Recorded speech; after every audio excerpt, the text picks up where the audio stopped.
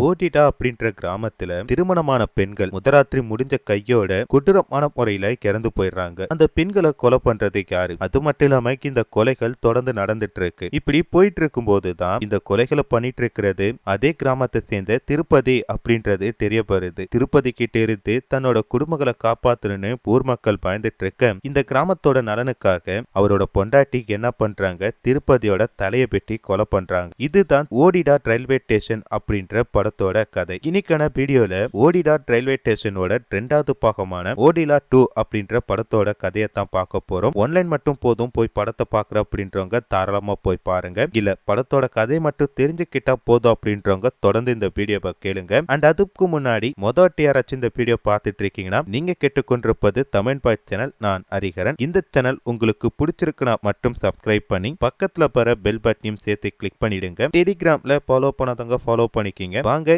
இன்னைக்கான வீடியோக்குள்ள போயிடலாம். இந்த படத்தோட தொடக்கத்திலே ஓடிடா ரயில்வே ஸ்டேஷன் ட்ராக்ல ஒரு சின்ன பொண்ணு ஒருத்தவங்க தலையை வெட்டி எடுத்துட்டு போயிட்டு இருக்கு. நல்லா புத்து பார்த்தா அது திருப்பதியோட பொண்டாட்டியோட தலை. அம்மா திருப்பதி தான் இறந்து போயிட்டான், அப்ப எப்படி இந்த பொண்ணு இறந்து போயிட்டா அப்படின்னு சொல்லிட்டு நம்ம குழப்பத்தோட பார்த்துட்டு இருக்கும் போது இந்த குட்டி பொண்ணுக்கு என்ன பண்றா, அந்த தலைக்கு எடுத்துட்டு போயிட்டு நேரா போலீஸ் ஸ்டேஷன்ல வைக்கிறா. அப்படியே கட் பண்ணா கரெக்டா திருப்பதிக்கு இறந்து போய் அவன் பணத்தை போஸ்ட்மார்ட்டம் பண்ற அந்த டைம்ல காட்டுறாங்க. திருப்பதியோட தலையை பெட்டி தான் கொலை பண்ணாங்க. அந்த தலையை பொட்டு வைக்கிறதுக்காக ஒரு டாக்டர் முயற்சி பண்ணிட்டு இருக்கும் போது, ஏன்பா இவன் இப்படி என்ன தப்பு பண்ணிட்டான், இவனுக்கே இந்த மாதிரி கொடூரமா கொலை பண்ணிருக்கீங்க, எதா இருந்தாலும் ஒரு மனுஷன்றப்பா பாபம் இல்லைக்கா அப்படின்ற மாதிரி அங்க இருக்கிற டாக்டர் பேசிட்டு இருக்கும் போது அதுக்கு கூட இருக்க ஒருத்தர் சொல்றாரு, சார் நீங்க நினைக்கிற மாதிரி இப்போ பொண்ணு நல்ல பையன் கிடையாது, இவன் எப்பேற்பட்டவன் தெரிப்பா அப்படின்ட்டு திருப்பதியோட கதைகளை சொல்றாரு. இந்த கதையை கேட்டுமே இந்த டாக்டர் என்ன சொல்றாருன்னா, கரெக்ட் தான், இவனுக்கு இப்படி ஒரு சாபு தேவைதான் அப்படின்ற மாதிரி சொல்றாரு. என்னதான் திருப்பதி இந்த போடிடா கிராமத்துக்கு பிரச்சனை மேல பிரச்சனை கொடுத்திருந்தாலுமே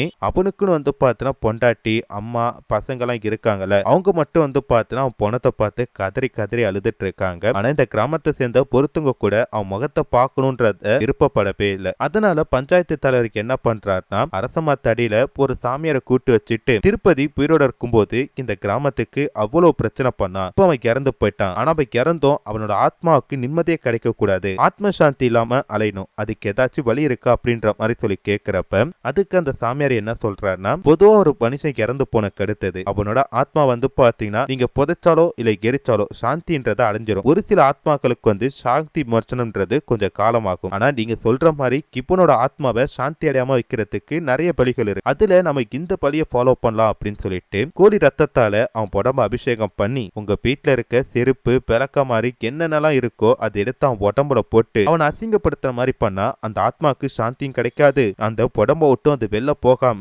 அவன் புல்லுக்குலைக்கே துடிச்சிட்டு இருக்கும். ஏன்னா அதை நம்ம ட்ரை பண்ணி பார்க்கலாம் அப்படின்ற மாதிரி சொல்லிட்டு இவங்க பேசிட்டு இருக்க அதே டைம்ல தான் இறந்து போன திருப்பதியோட பணத்தை சுடுகாட்டுக்கு தூக்கிட்டு வந்துட்டு இருக்கத காட்டுறாங்க. அப்படி தூக்கிட்டு வந்துட்டு இருக்கும் போது திருப்பதியோட ஆத்மா அங்க இருக்கவங்க கிட்ட, நான் உங்களுக்கு அப்படி என்னதான்டா தப்பு பண்ண, என் தம்பிக்கும் என் தம்பியோட ஃப்ரெண்டும் தாண்டா என் பணத்தை தூக்கிட்டு போயிட்டு இருக்கானுங்க, ஏன் நீங்க தூக்க மாட்டீங்களா, வாங்கடா அப்படின்ற மாதிரி சொல்லிட்டு கேட்கிற மாதிரி நமக்கு காட்டுறாங்க. ஆனா அந்த பிரேதாத்மா பேசுறது அந்த ஊர்ல இருக்க யாருக்குமே கேட்க மாட்டேனுது. நேரா சுடுகாட்டுக்கு எடுத்துட்டு போய் அந்த பணத்தை புதைக்கலாம் சொல்லி பாக்குறப்ப அங்க வந்து பாத்தீங்கன்னா ஊர் தலைவரும் ஊர் பொதுமக்களும், இங்க பாருங்க தம்பி, உங்க அண்ணன் வந்து பாத்தீங்கன்னா இந்த கிராமத்துக்கு நிறைய பிரச்சனையை கொடுத்திருக்காரு, அதனால ஒரு பணத்தை வந்து எங்க முறைப்படிதான் புதைக்க போறோம் அப்படின்னு சொல்லிட்டு அவருக்கு வந்து பாத்தீங்கன்னா அந்த ரிச்சுவல் பண்றாங்க. அதை பார்த்துட்டு தம்பிக்காரங்க எப்படியாச்சும் தடுக்கணும் அப்படின்ற மாதிரி முயற்சி பண்றான். ஆனா அவனை மீறி என்ன பண்றாங்கன்னா அந்த பணத்துக்கு அந்த ரிச்சுவல்லாம் பண்ணி புதைக்கிறாங்க. இப்படி புதைக்கும் போது திருப்பதியோட பிரேதாத்மா, நான் இந்த மாதிரி பண்ணிட்டேன்ட்டு எனக்கு இப்படி ஒரு சாபத்தை கொடுக்குறீங்க, உங்களுக்கு எல்லாரையும் பழி வாங்காம விட மாட்டேன், இந்த கிராமத்தை என்ன பண்றான் பாருங்க அப்படின்ற மாதிரி கத்துற மாதிரி காட்டுறாங்க. இதுக்கு அடுத்ததா ஒரு மலை மேல உட்காந்துட்டு இருக்க ஒரு முனிவரை காட்டுறாங்க. அவர் நல்லா தியானம் பண்ணிட்டு இருக்கிறாரு.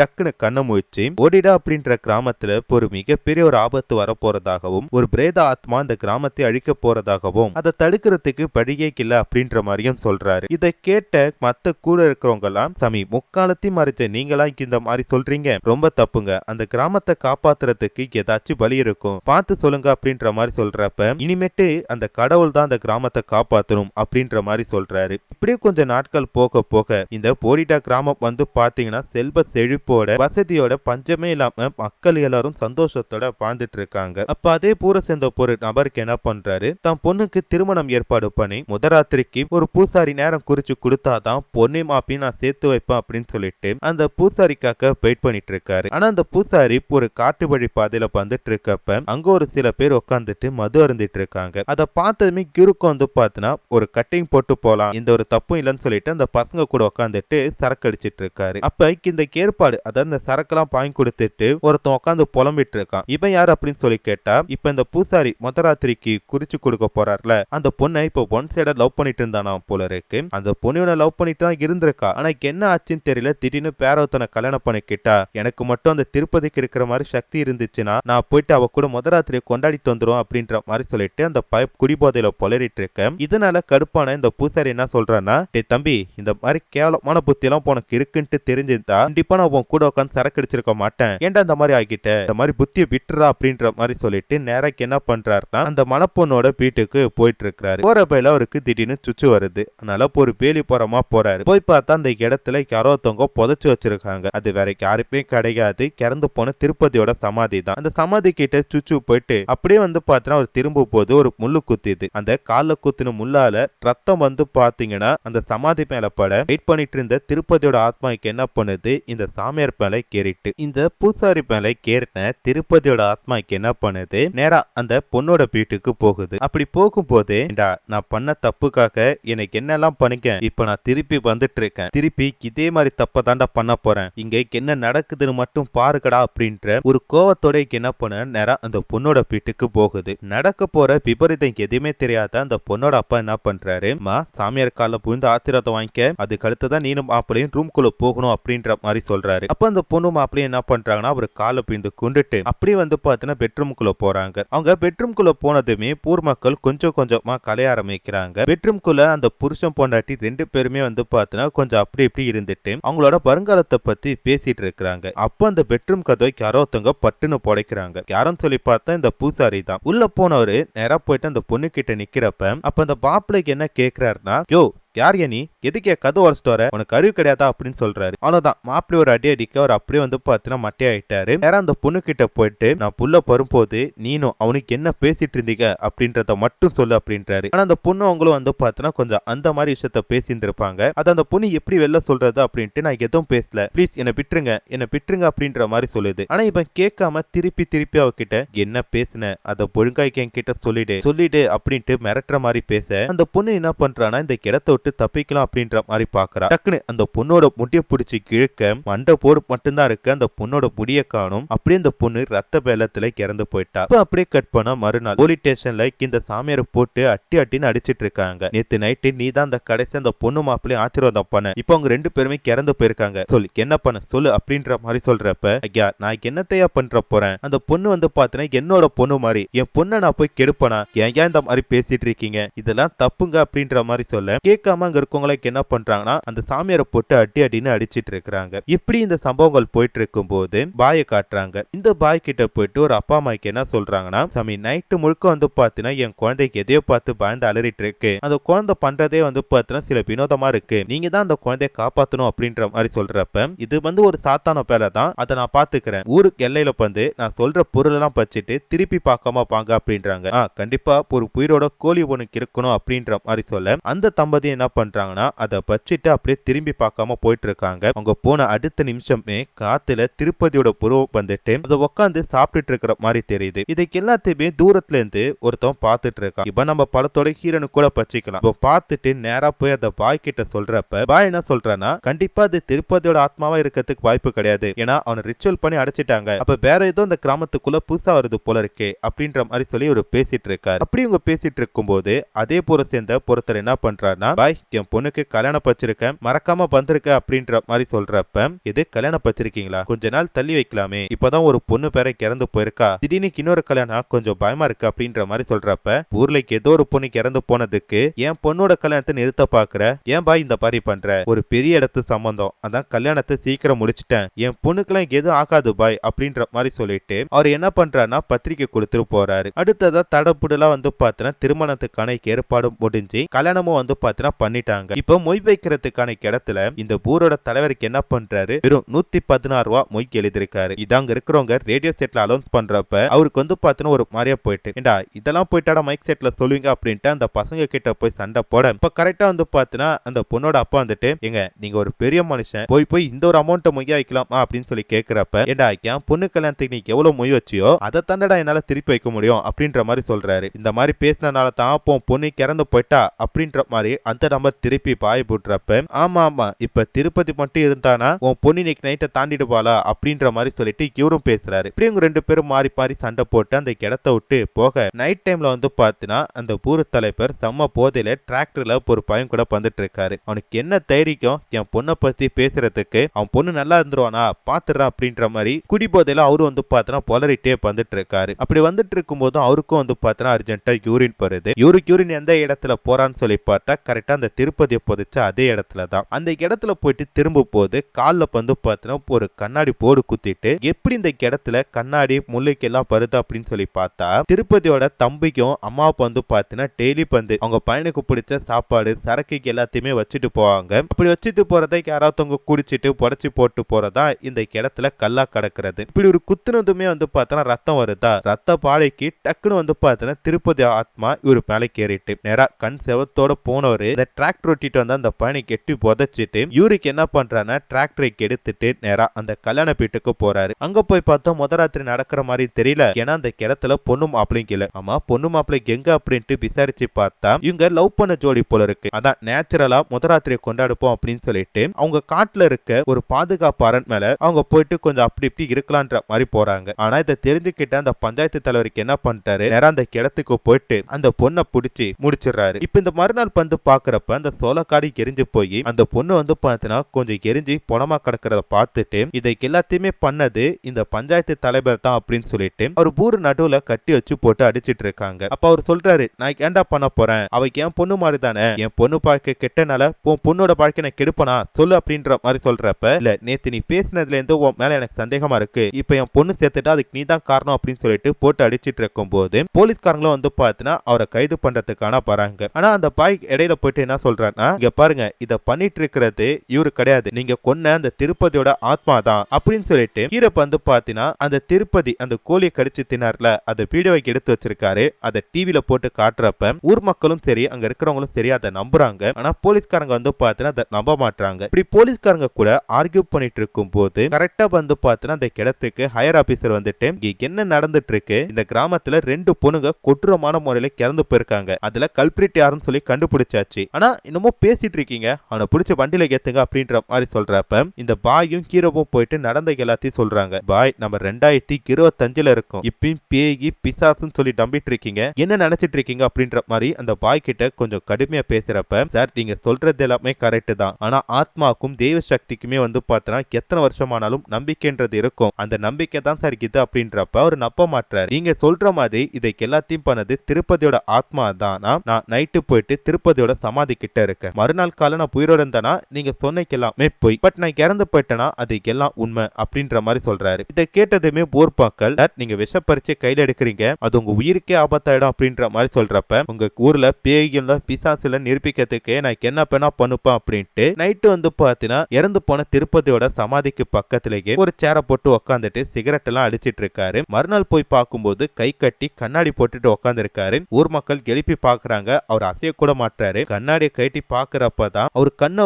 பார்த்தீங்கன்னா புடுங்கி அவரை கொலை பண்ணிருக்காங்க அப்படின்ட்டு தெரிய வருது. இவருக்கு எப்படி இறந்தார் அப்படின்றத லைட்டா ஒரு சின்ன பிளாஷ்பேக்ல காட்டுறாங்க. திருப்பதி கிட்ட இவர் உட்காந்து பீடி பத்த வச்சிட்டு இருக்காருல, அந்த நேரத்துல சமாதில இருந்து அந்த திருப்பதியோட ஆத்மாக்கு என்ன பண்ணுது, இவரோட கண்ணை புடுங்கி இவரை கொலை பண்ணுது. இப்ப ஊர்ல இருக்க எல்லாருக்குமே பார்த்தோன்னா பயம் அதிகமா போயிட்டு, இதை எல்லாத்தையுமே பண்ணிட்டு இருக்கிறது திருப்பதி தான். சும்மா அவனை புதைச்சிருக்கலாம், அதை விட்டுட்டு அவனுக்கு இந்த மாதிரி ஒரு தண்டனை கொடுத்தனால தான் நமக்கு இப்ப ஏற்பட்ட பிரச்சனை அப்படின்னு சொல்லிட்டு ஊர் மக்களுக்கு எல்லாருமே பயந்துட்டு இருக்காங்க. அது மட்டும் இல்லாம ஊருக்குள்ள திருப்பதியோட சைக்கிளும் ஆட்டம் காட்டிட்டு போகுது, திருப்பதி இருக்கான் அப்படின்ற மாதிரி சொல்லிட்டு, இப்ப என்ன பண்றது, இதை எல்லாத்தையுமே முறியடிக்கணும்னா கண்டிப்பா ஒருத்தவங்களால் தான் முடியும் அப்படின்னு சொல்லிட்டு ஊர் மக்களுக்கு என்ன பண்றாங்கன்னா நேரா ஜெயில இருக்க திருப்பதியோட பொண்டாட்டிய போய் பார்க்க போறாங்க. அங்க போனதுமே அவங்க என்ன சொல்றாங்கன்னா, என்னால எதுவுமே பண்ண முடியாது, இந்த ஊருக்காக என் புருஷனை கொலை பண்ணிட்டு நான் ஜெயில உட்கார்ந்து இருக்கேன், ஆனா அவன் பணத்தை போய் அமைதியா புதைக்காம நீங்க சில ரிச்சுவல் எல்லாம் பண்ணி வெளியில போனா எனக்கு எடுத்து பேட்டியில புட்டுட்டீங்க, இப்ப என்ன பண்றது, அவன் இம்மட்டு அடங்க மாட்டான், என்னால எதுவும் பண்ண முடியாது அப்படின்ற மாதிரி ஹீரன் சொல்றப்ப, இல்லம்மா நீ அப்படி சொல்லக்கூடாது, உன் புருஷனால எங்களால நிம்மதியா வாழக்கூட முடியல, நீதாம ஏதாச்சும் பண்ணணும் அப்படின்ற மாதிரி சொல்றப்ப, என்னால வந்து பாத்தினா எதுவும் பண்ண முடியாது, ஆனா பொருத்தங்களால பிடிக்கும். எங்க பாட்டியம்மா வந்து பாத்தினா மிகப்பெரிய சிவன் பக்தி ஆகணும் அப்படின்னு சொல்லிட்டு முயற்சி பண்ணாங்க. ஏதோ போதாத காலம் அந்த பாட்டியம்மால அதை பண்ண முடியல. ஆனா உங்க கூட இருந்த எங்க அக்காவுக்கு வந்து சிவன் மேலைக்கு இருந்த பற்றாலையும் பாட்டியால ஆக்க முடியாத அந்த துறவி பேடத்தை நான் ஆக்கணும் அப்படின்ற மாதிரி சொல்லிட்டு அவங்க சிவனை நோக்கி போயிட்டாங்க. இப்போ அவங்க காசில ஒரு இடத்துல இருக்காங்க. ஆனா வருஷத்துக்கு ஒரு பாட்டி எங்க பாட்டியோட திதிக்காக இந்த ஊருக்குள்ள வருவாங்க. வேணும்னா நீங்க அவங்க கிட்ட போய் கேட்டு பாருங்க, இப்போதைக்கு என்னால இதை மட்டும்தான் சொல்ல முடியும் அப்படின்ட்டு ஹீரன் சொல்றாங்க. இப்ப அப்படியே கட் பண்ணா அந்த பொண்ணை இந்த ஊர் மக்கள் கண்டுபிடிச்சிட்டாங்க. அவங்க வந்து பாத்தீங்கன்னா உங்க பாட்டியோட திதிக்கு வந்துட்டு எல்லாத்தையும் முடிச்சுட்டு போறப்ப அவங்க கிட்ட போயிட்டு நடந்த எல்லாத்தையும் சொல்லி இந்த கிராமத்தை நீ தான் காப்பாத்தணும் அப்படின்றப்ப அதுக்கு கிரண் என்ன சொல்றாங்கன்னா, என்னால முடியாது அப்படின்றாங்க. இங்க பார்ப்பா, உன்னால முடியாதுன்றது கிடையாது, ஏன்னா நீ வந்து பாத்தீங்கன்னா இதே கிராமத்தை சேர்ந்தவதான், உங்க பாட்டி இதே கிராமத்தை சேர்ந்தவதான், இது உன்னோட கிராமம், உன் கிராமத்துக்கு ஏதாச்சும் ஒரு ஆபத்துனா நீ எப்படி பாத்துட்டு இருப்ப அப்படின்ற மாதிரி சொல்ல, இவங்களுக்கு என்ன பண்றாங்கன்னா தன்னோட மைண்ட் லைட்டா மாட்டிக்கிட்டு நேராக்கு என்ன பண்றாங்க, அவங்களோட பாட்டி வீட்டுக்குள்ள போறாங்க. வீடு லைட்டா தூசியா இருக்கு. அப்ப அந்த வீட்டுக்குள்ள இருக்கிற புத்துலேருந்து ஒரு பாம்பு வந்து ஒரு ருத்ராட்சத்தை இவங்க கையில கொடுக்குது. அதை எடுத்துட்டு நேரா பாட்டி கிட்ட ஆசீர்வாதமும் வாங்கிட்டு ஹீரனுக்கு என்ன பண்றாங்கன்னா நட்ரோட்ட நின்னுட்டு இந்த ரெண்டு பொண்ணுங்களும் இப்படிதான் கொடூரமா இறந்து போனாங்க அப்படின்றத தத்ரூபமா பார்த்த மாதிரியே சொல்றாங்க. அதுக்கு அடுத்ததா ஒரு விஷயத்த சொல்றாங்க. இப்போதைக்கு திருப்பதியோட ஆத்மா அடைக்கணும் அப்படின்றது வந்து பாத்தீங்கன்னா ஒரு சாதாரண விஷயம் கிடையாது. இன்னும் ஒரு 15 நாள் கழிச்சு ஒரு தியாகம் வரப்போகுது. அந்த நேரத்துல அவனோட ஆத்மாவை நம்ம கண்டிப்பா அழிச்சிடலாம். அதுக்கு அவனோட எலும்பு கூடு தேவைப்படும். அதை தீயிட்டு அரிச்சிட்டா கண்டிப்பா வந்து பார்த்தனா வரமாட்டான் அப்படின்ற மாதிரி சொல்றாங்க. ஆனா அந்த 15 நாட்கள் இவனோட ஆத்மா இந்த ஊருக்குள்ள வரக்கூடாதுன்னா அதுக்கு நம்ம சில ரிச்சுவல் பண்ண வேண்டியிருக்கு. அவன் சமாதியை சுத்தி முள்ளால் வேயப்பட்ட பேலிய போடுங்க, நான் அதுல சில ரிச்சுவல் பண்றேன், அந்த 15 நாள் அவனால பெல்ல பர முடியாது அப்படின்ற மாதிரி சொல்றாங்க. அவங்க சொன்ன மாதிரி ஏற்பாடெல்லாம் பண்ணி ரிச்சுவல்லாம் பண்ணி போன அடுத்தது இந்த முள்பேலியை தாண்டி யாரும் போயிடக்கூடாது அப்படின்றதுக்காக 15 நாளைக்கு டெய்லி பொறுத்தர் வந்து காவ காத்துட்டு இருக்காங்க. கிட்டத்தட்ட 3 நாள் கழிச்சு அதே கிராமத்தை சேர்ந்த ஒருத்தன் என்ன பண்றான், இந்த பேய் பிசாஸ்லாம் இருக்கா அப்படின்னு சொல்லிட்டு வீடியோ எடுக்கிறதுக்காக அவன் வச்சிருக்க ட்ரோனுக்கு எடுத்துட்டு போய் கரெக்டா அந்த சமாதிலே பார்க் பண்ணிட்டான். பார்க் பண்ணதுமே அந்த ட்ரோனுக்கு எடுக்கணும்னா கண்டிப்பா அந்த காவல் காக்கிறோம் விடமாட்டான் அப்படின்றதுனால அவன் நல்லா தூங்குற வரைக்கும் வெயிட் பண்ணிட்டு அதுக்கடுத்து அந்த வேலியை தாண்டிட்டு போயிட்டு அந்த ட்ரோனுக்கு எடுக்கிறான். கிட்டத்தட்ட 3 நாளாய் யாராச்சும் பொறுப்பாங்களான்னு சொல்லி வெயிட் பண்ணிட்டு இருந்த திருப்பதியோட ஆத்மாக்கு இப்ப மாட்டினதும் டக்குனி உடம்புக்குள்ள புகுந்துட்டு நேரா இந்த திருப்பதியோட ஆத்மாக்கு என்ன பண்ணுதுன்னா பக்கத்துல இருக்கிற ஒரு கோயில் கிட்ட போது, ஏன்னா அந்த இடத்துல தான் ஹீரன் தங்கியிருக்காங்க. அவங்கள பார்க்கலாம்னு சொல்லி போய் பார்த்தா வாசல்ல 30 அடியில ஒரு ராஜநாகம் ஹீரனுக்கு பாதுகாப்பா இருக்கு. அப்புறம் ஹீரன் வந்து பார்த்தனா இவனை இந்த ஊரோட கிளையிலே போய் விட்டுட்டு நீ நினைக்கிறது எதுவுமே நடக்காது, என் கண்ணு முன்னாடி நீ பறக்கூடாது போ அப்படின்ற மாதிரி சொல்றாங்க. அப்படி நாட்கள் கொஞ்சம் கொஞ்சமா போயிட்டு இருக்கும் போது ஒரு நாள் ஜெயில இருந்து ஹீரனோட தங்கச்சி என்ன பண்றாங்கன்னா பெல்ல வந்துட்டு ஹீரனை போய் பாக்குறாங்க. அக்காவை பார்த்த சந்தோஷத்துல ரெண்டு பேரும் பாரி பாரி பேசிட்டு இருக்கும் போது இந்த கோயிலுக்கு வெளியில யாரோ ஒருத்தவங்க கத்துற குரல் கேக்குது. யார் அப்படின்ட்டு பெல்ல போய் பார்த்தா அது திருப்பதியோட குரல் தான். திருப்பதி ஒரு அகோரி கிட்ட போயிட்டு தன் ஒரு பிரேத ஆத்மாவை பார்த்து இந்த இடத்துக்கு வந்து நிக்கிறான் போல இருக்கு. அவனை பார்த்ததுமே அந்த ஊர்ல இருக்க எல்லாருமே வந்து பார்த்தா பயப்பட ஆரம்பிக்கிறாங்க. ஏண்டா என்னையாடா நீங்க கட்டுப்படுத்தி அடிக்கணும்னு சொல்லி நினைக்கிறீங்க, இந்த கிராமத்தை சுத்தி ஒரு மந்திர கட்டு போட்டிருக்க, இந்த கிராமத்தோட கிளைய தாண்டறைக்கு எப்பனா இருந்தாலும் செத்து தாண்டா போவீங்க, பஞ்சம் தலைபிரிச்சு ஆட போகுது, இன்னைக்கு என்ன அழிக்கை யாராலும் முடியாது அப்படின்ற மாதிரி சொல்லிட்டு அவன் ஆங்காரமா பேசிட்டு இருக்கான். இதை நம்பாத ஒரு சில பேர் என்ன பண்றாங்கன்னா, குறிப்பா சொன்னா ஒரு பையன் இந்த கிராமத்தை விட்டு வெளில போறப்ப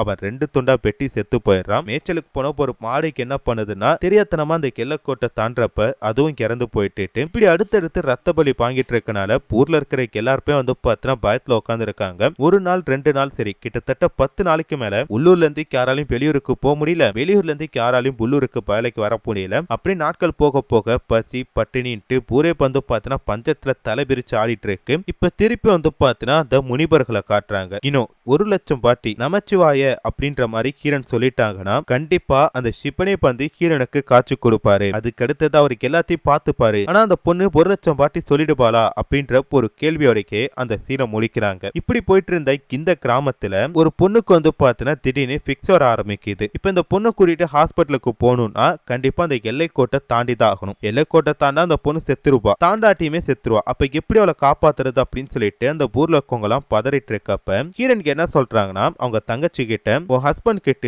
பிடிச்ச புடவைய கட்டிட்டு போய் அவன் சமாதி கிட்ட கொஞ்சம் மனசை விட்டு பேசி அவன் டைவர்ட் ஆற அந்த டைம்ல இந்த பொண்ணு நான் காப்பாத்துறேன் அப்படின்ற மாதிரி சொல்லிட்டு இப்ப அப்படியே கட் பண்ணா தங்கச்சிக்காரிக்கு என்ன பண்றா, ஹீரன் சொன்ன மாதிரிக்கே திருப்பதிக்கு பிடிச்ச ஒரு புடவை கட்டிட்டு போயிட்டு அவன் சமாதி கிட்ட நின்னு பேசிட்டு இருக்கா. அப்போ லைட்டா டைவர்ட் ஆகுற மாதிரி தெரியுது. அந்த நேரத்துல கிரண் ரேடியோல நமச்சிவாய அப்படின்ற மாதிரி பந்திரத்தை உபசரிச்சிட்டு இருக்காங்க. அப்ப டக்குன்னு பார்த்து கரண்ட் போன நேரம் பார்த்து அந்த மைக் செட்டும் ஆஃப் ஆக திருப்பதி திருப்பி வந்துட்டு, ஏண்டி அக்காவும் தங்கச்சும் சேர்ந்து என்னை டைவர்ட் பண்ணிட்டு இந்த ஊரை காப்பாத்த, அது நடக்கவே நடக்காது. நான் என்ன பண்றேன்னு மட்டும் பாருங்க. எந்த பொண்ணுக்காக நீங்க இந்த இடத்துக்கு வந்தீங்களோ அதே பொண்ணோட கையாளிக்கே பொண்ணை சாபடிக்கிறேன்னு சொல்லிட்டு அந்த பொண்ணோட கையாளிக்கே இப்ப கைத்த வெட்டி அதுக்கடுத்து வந்து பாத்தீங்கன்னா எடுத்துட்டு போற எல்லாத்தையுமே தான் நம்ம மத சீன்ல பார்த்திருப்போம். இப்ப அப்படியே கட் போனா ஊருக்குள்ள வந்து பாத்தீங்கன்னா பிரச்சனை மேல பிரச்சனை வந்துட்டு இருக்கு. இதனால ஹீரோனுக்கு என்ன பண்ணிட்டாங்கன்னா நேரா போயிட்டு அந்த திருப்பதியோட ஆத்மா கிட்ட உனக்கு என்னதான் பிரச்சனை, என்ன பண்ணா கம்முனு போக அப்படின்னு மாதிரி சொல்லி கேட்கிறப்ப ஒரே ஒரு பாட்டி ஒன்னு அனுபவிச்சுட்டேன்னா நான் கண்டிப்பா அந்த இடத்தை விட்டு போயிடுப்பேன் அப்படின்றான். இப்ப ஹீரோனுக்கு வேற வழி கிடையாது, அதை அக்செப்ட் பண்ணி தான் ஆகணும் ஓகே அப்படின்ற மாதிரி சொல்றாங்க. ஆனா ஊர்ல இருக்கவங்க எல்லாரும் என்ன சொல்றாங்கன்னா, வேணாப்பா உன்னோட தபம் எங்களுக்கு தெரியும், அதை இந்த பிக்காலி பயலுக்காக மாத்திக்கணும்னு மட்டும் நினைக்காத, இதோ இங்க தலையெத்தி எப்படி வேணா போகட்டும் அப்படின்ற மாதிரி சொல்ல, எப்படி இந்த கிராமத்துக்காக ஹீரோன் இதை விட்டு கொடுக்க முடியும், கண்டிப்பா வந்து பார்த்தீங்கன்னா நான் நிறைவேற்றி ஆப்பேன் அப்படின்ற மாதிரி சொல்லிட்டு அதுக்காக ரெடி ஆகுறாங்க. இந்த பக்கம் அந்த கேமராமேன் பொடர்ல ஏறின திருப்பதி பிரேதாத்மாக்கு என்ன பண்ணுது, நேரா கிரணை அனுபவிக்கிறதுக்காக அந்த இடத்துக்கு போகுது. 10 வாட்டி வந்து பாத்தீங்கன்னா நமச்சிவாயன் சொன்னா போதும், கண்டிப்பா வந்து பாத்தீங்கன்னா சிவன் காட்சியளிப்பாரு அப்படின்ற மாதிரி சொல்றாங்க. ஆனா இதை தெரிஞ்சுக்கிட்ட அந்த பிரேதாத்மா என்ன பண்ணுது, இனிமேட்டு சிவன் பேரை நீ சொல்லக்கூடாது, என்னோட பேரை மட்டும் தான் சொல்லணும் அப்படின்றாங்க. இப்படி இந்த இடத்துல கான்வர்சேஷன் நடந்துட்டு இருக்கும் போது அந்த பக்கம் அந்த பாயும் ஒரு சில பேர் என்ன பண்றாங்கன்னா அந்த சமாதியில இருந்து அந்த புணத்தை தோண்டி எடுக்கிற வேலையில ஈடுபட்டு இருக்காங்க. கிரணுக்கு ஏதோ ஒரு பக்காவான பிளான்ல தான் இவன் கூட வந்து அப்படி இப்படி இருக்காங்க போல இருக்கு. அந்த நேரம் பார்த்து இவன் என்ன பண்றான், என்ன அழிக்கணும் சொல்லிட்டு நீ முடிவு பண்ண, இப்ப பொண்ணு அழிவை இந்த ஊர் எப்படி பாக்குது பாருன்னு சொல்லிட்டு நேரா அந்த ஒரு கோயில் கிட்ட போயிட்டு கிரண் அடிச்சு கொலை பண்ண பாக்குறான்.